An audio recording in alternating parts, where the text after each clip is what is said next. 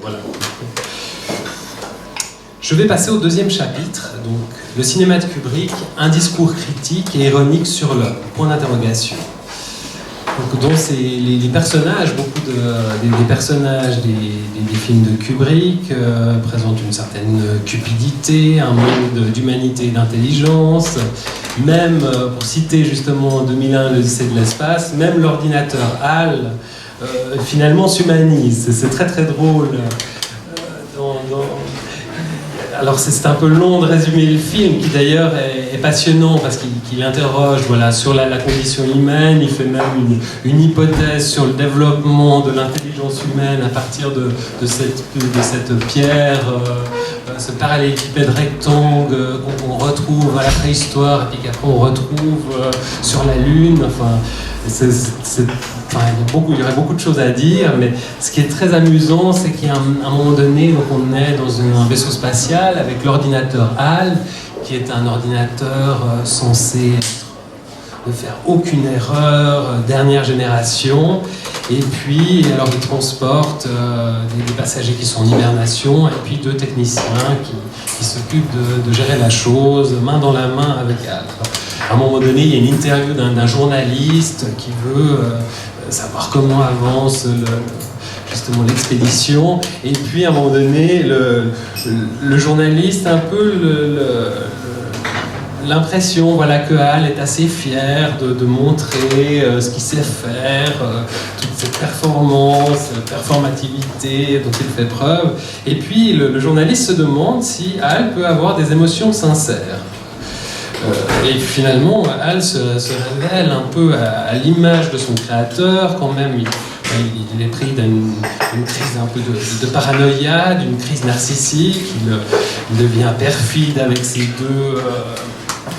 deux astronautes. Et il va tuer l'équipage qui est en hibernation, un des deux astronautes. Donc il va devenir très, très fou, finalement très humain.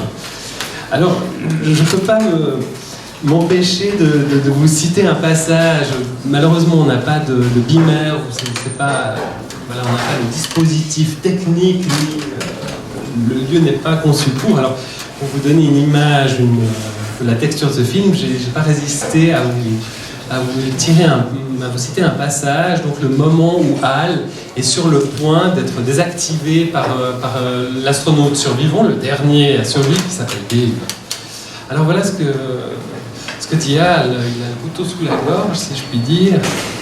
Je sais que j'ai posé des problèmes, mais je peux t'assurer en toute confiance que tout rentrera dans l'ordre. Je me sens beaucoup mieux. C'est vrai. Écoute, je vois bien que tu es dans tous tes états. Sincèrement, tu devrais t'asseoir, prendre un calmant et réfléchir. Je sais que j'ai pris de mauvaises décisions récemment, mais je peux t'assurer que mon travail reprendra normalement. Arrête, Dave. J'ai peur, Dave.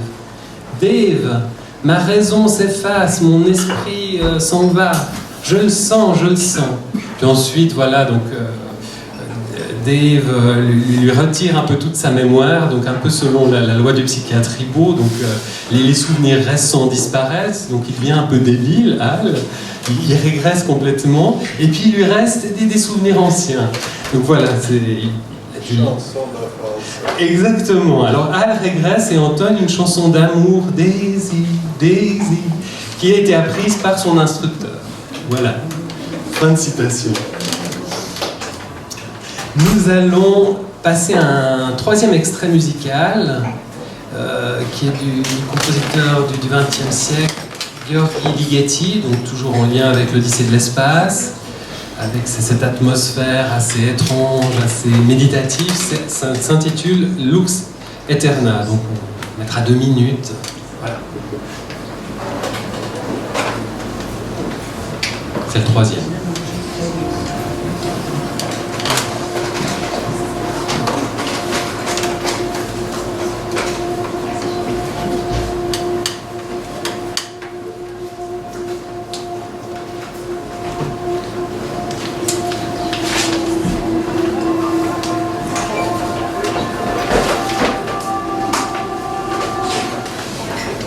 Voilà. Citons encore quelques exemples sur ce discours critique et ironique. Les 100 clés de la gloire, bien entendu, avec Kirk Douglas qui incarne le colonel Dax. Donc c'est l'histoire, ça se passe pendant la Première Guerre mondiale, et les soldats doivent prendre une position qui est impossible à prendre, mais pour la gloriole du général en chef, cette action va être livrée, ça va être une débâcle, et puis pour couronner le tout, ce général va accuser de lâcheté les soldats, alors qu'ils étaient dans l'impossibilité de progresser, de prendre cette position, et comme exemple, pour stimuler les troupes, ils vont devoir abattre, ils vont devoir condamner trois de ces soldats qui vont être choisis au hasard.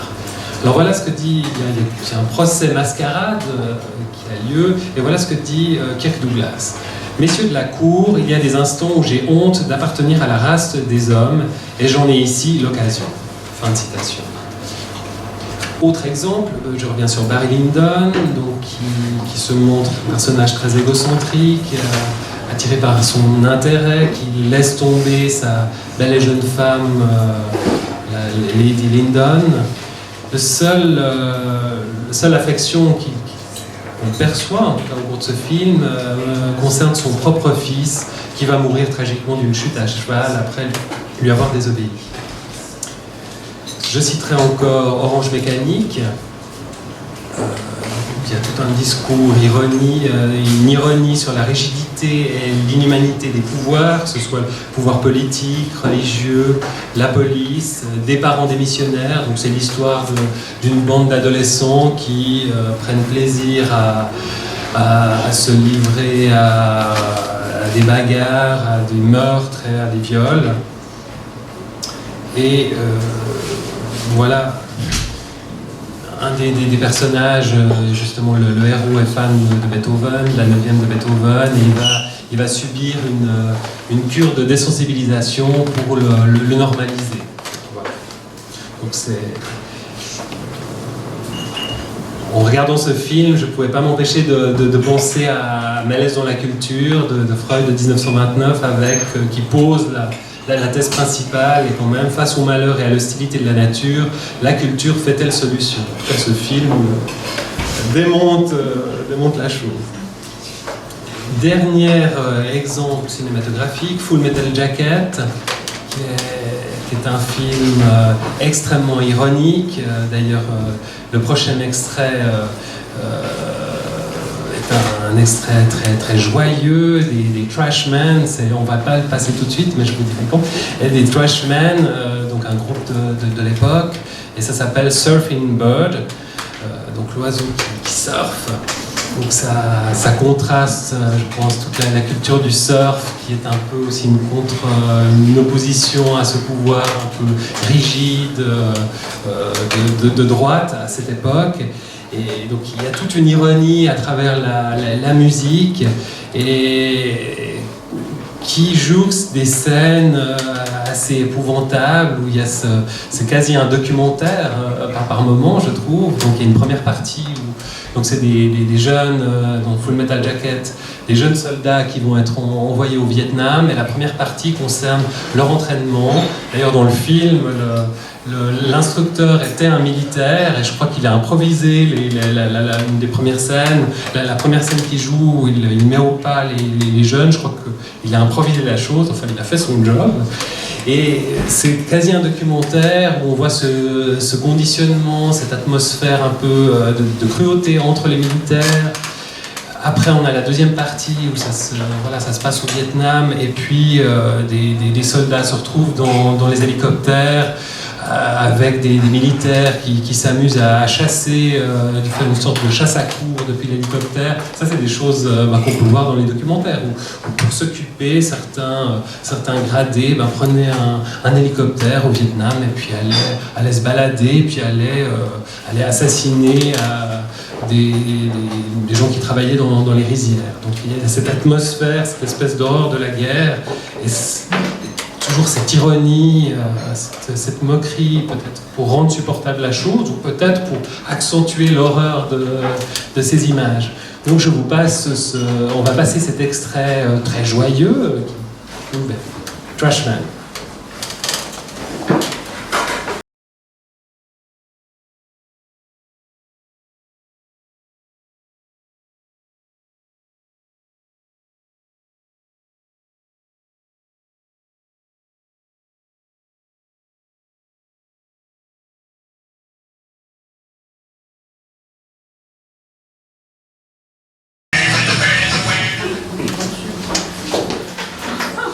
Dernier chapitre. En quoi une œuvre théâtrale ou cinématographique est-elle intéressante ou plaisante? Quelles en sont les raisons? Alors, je me suis amusé à reprendre certaines thèses de la poétique d'Aristote, de prendre certains propos tenus par l'acteur Peter Ustinov qui joue dans Spartacus et qui parle en partie du film Spartacus. J'ai extrait aussi très rapidement une thèse de Brecht, et puis je me suis intéressé à vous décliner un petit peu qu'est-ce qui me semblait, tout à fait personnel, mais en quoi l'œuvre de Kubrick est-elle intéressante et émeut-elle le spectateur. Alors commençons par Aristote.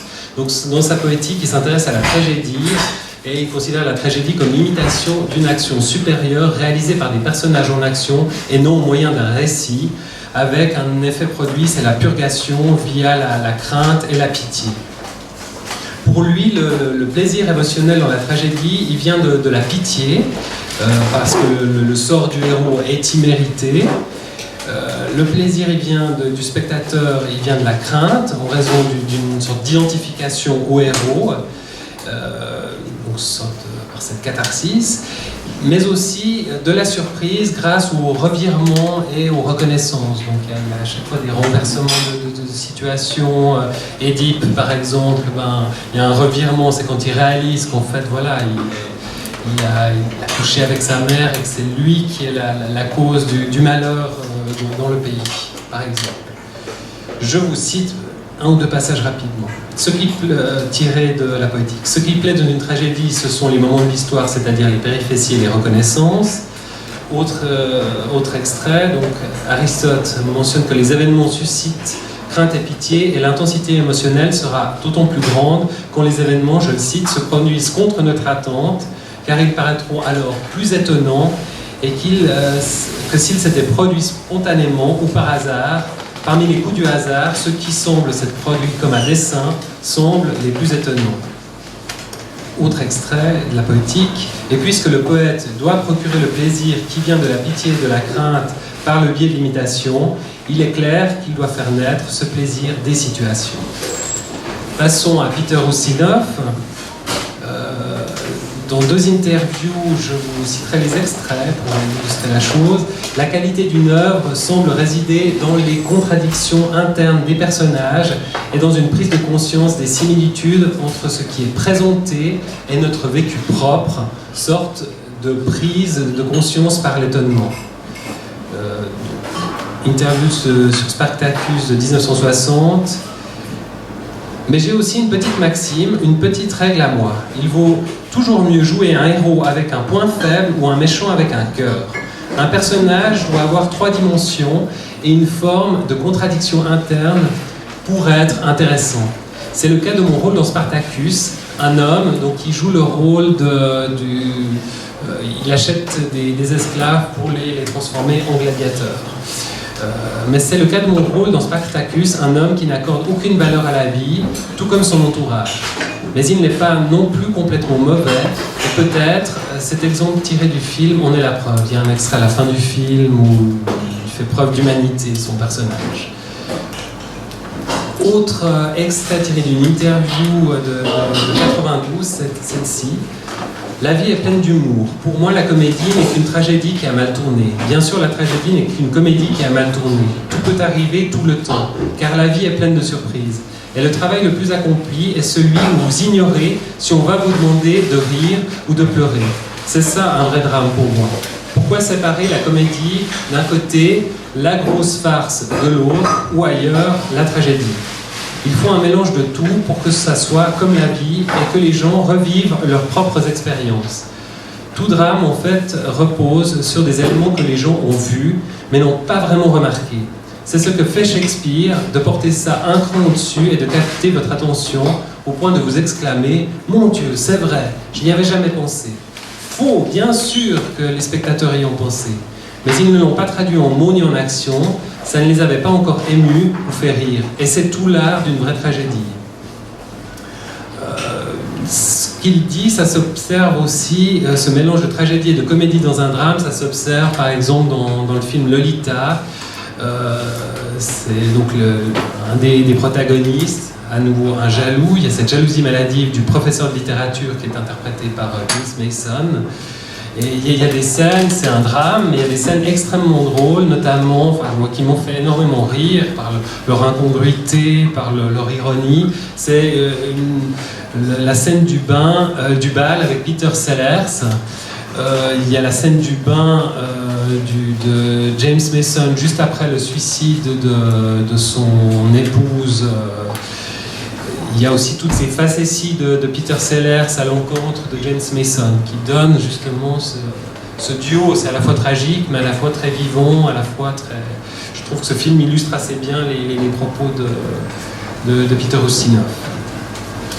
Autre déclinaison, qu'est-ce qu'il y a de beau dans une œuvre? Pour Brecht, c'est une visée, c'est un théâtre plus politique. Le but, c'est de questionner le spectateur via une distanciation, de créer un effet d'étrangeté et de surprise qui va questionner le spectateur sur sa condition, sur sa position sociale, sa position politique.